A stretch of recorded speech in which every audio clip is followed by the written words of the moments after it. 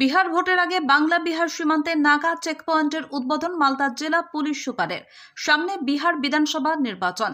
ভোটের আগে সীমান্ত নিরাপত্তা জোরদার করতে মালদা জেলার হরিশ্চন্দ্রপুর থানার বাংলা বিহার সীমান্তবর্তী কুমেদপুর এলাকায় নতুন নাগা চেকপয়েন্টের উদ্বোধন করলেন জেলা পুলিশ সুপার প্রদীপ কুমার যাদব। ফিতে কেটে আনুষ্ঠানিকভাবে এই চেকপয়েন্টটি চালু করেন তিনি।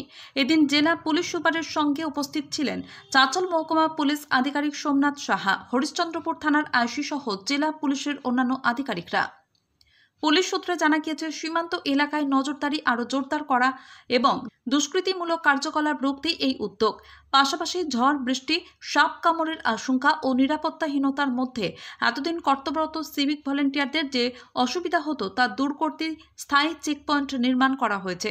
যেহেতু স্থানটি বিহার সীমান্ত সংলগ্ন, তাই প্রথম পর্যায়ে এখানে এই ব্যবস্থা করা হয়েছে। ধাপে ধাপে সীমান্তের আরও কয়েকটি গুরুত্বপূর্ণ পয়েন্টেও একই ধরনের নাগা চেকপয়েন্ট গড়ে তোলা হবে বলে পুলিশ সূত্রে খবর। জেলা পুলিশ সুপার প্রদীপ কুমার যাদব বলেন, সীমান্তে কড়া নজরদারি নিশ্চিত করতে এবং কর্তব্যরত অফিসারদের জন্য নিরাপদ ও উন্নত কর্ম পরিবেশ গড়ে তুলতে বিভিন্ন স্থানে নাগা চেকপয়েন্ট তৈরি করা হচ্ছে।